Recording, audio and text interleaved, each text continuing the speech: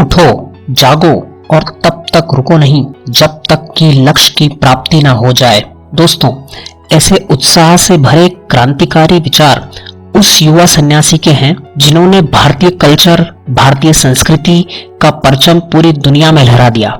स्वामी विवेकानंद, वे हमेशा कर्म पर विश्वास रखने वाले तेजस्वी और प्रतिभावान महापुरुष थे, जिन्होंने अपने विचारों से न सिर्फ लोगों को इंस्पायर किया बल्कि भारत का नाम पूरे विश्व में रोशन कर दिया। दोस्तों, आज मैं स्वामी विवेकानंद के जीवन से जुड़ी दो ऐसी बातें बताऊंगा जिसे अगर कोई व्यक्ति अपने जीवन में उतार ले तो वो अपने जीवन को बेहतर से बेहतर बना सकता है और बड़ी से बड़ी सफलता को हासिल कर सकता है। स्वामी विवेकानंद किसी भी काम को करने से पहले अपने गुरु श्री रामकृष्ण परमहंस से सलाह मशवरा और आशीर्वाद लिया करते थे। एक बार की बात है, जब स्वामी विवेकानंद जी को विदेश यात्रा पर जाना था, तब उनके गुरुजी का देहांत हो चुका था और वो उनके साथ नहीं थे।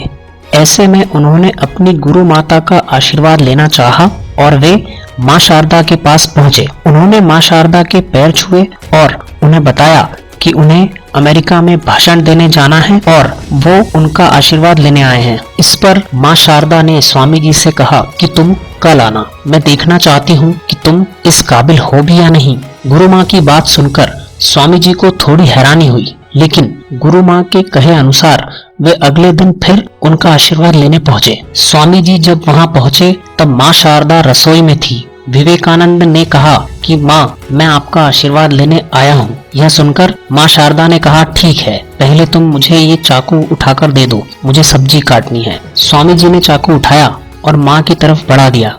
चाकू लेते ही माँ शारदा ने विवेकानंद जी को आशीर्वाद दे दिया और कहा, जा नरेंद्र, मेरे समस्त आशीर्वाद तुम्हारे साथ हैं। माँ का आशीर्वाद पाने के बाद भी विवेकानंद बहुत हैरान थे कि आखिर चाकू का माँ के आशीर्वाद से क्या संबंध हो सकता है। आखिरकार उन्होंने माँ से पूछ ही लिया। तब माँ शारदा ने बताया कि बेटा नरेंद्र, जब भी कोई दूसरों को चाकू पकड़ाता है तो धार वाला हिस्सा ही पकड़ाता है, लेकिन तुमने ऐसा नहीं किया। तुमने खुद धार वाला सिरा पकड़ा और लकड़ी वाला हिस्सा मुझे पकड़ने के लिए दिया। तुमने इतना छोटा सा कार्य करने में भी अपने हित से पहले दूसरों के हित का ख्याल रखा। दोस्तों, ऐसे थे हमारे स्वामी विवेकानंद। उनके जीवन से जुड़ा एक और रोचक किस्सा मैं आपको बताता हूँ, जिसे जानकर आपका दिल गदगद हो जाएगा और सर गर्व से ऊंचा हो जाएगा। स्वामी विवेकानंद जब शिकागो के एक बहुत बड़े सम्मेलन में हिस्सा लेने के लिए अमेरिका पहुंचे थे, तो वहां उनके स्वागत के लिए आए कुछ लोगों ने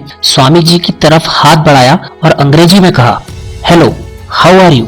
जवाब में स्वामी जी ने अपने दोनों हाथ जोड़कर कहा, नमस्कार। उनके स्वागत के लिए आए उन अंग्रेजों को लगा कि साधु जैसे दिखने वाले इस व्यक्ति को शायद अंग्रेजी नहीं आती है। फिर उनमें से किसी एक ने, जिसे टूटी फूटी हिंदी आती थी, उसने अपने दोनों हाथ जोड़कर हिंदी में पूछा, कैसे हैं आप। तब स्वामी जी अपने दोनों हाथ जोड़कर कहते हैं, I am fine, thank you. Swami ji का जवाब सुनकर सभी अंग्रेज आश्चर्य में पड़ गए।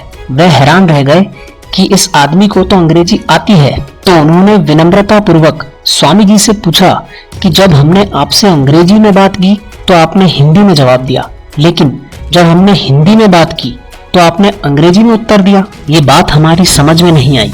तब स्वामी विवेकानंद जी ने कहा कि जब आप अपनी माँ का सम्मान कर रहे थे तो मैं अपनी माँ का सम्मान कर रहा था, लेकिन जैसे ही आपने मेरी माँ का सम्मान किया, मैंने आपकी माँ का सम्मान किया। उनके इस जवाब से वहां पर आए सभी लोग चकित रह गए। वे अंग्रेज जो अपनी भाषा, अपनी सभ्यता, अपनी संस्कृति को श्रेष्ठ मानते थे, इस घटना के बाद उनका सारा भ्रम टूट गया। पहली बार भारतीय भाषा, भारतीय संस्कृति और सभ्यता का अच्छे से परिचय हुआ।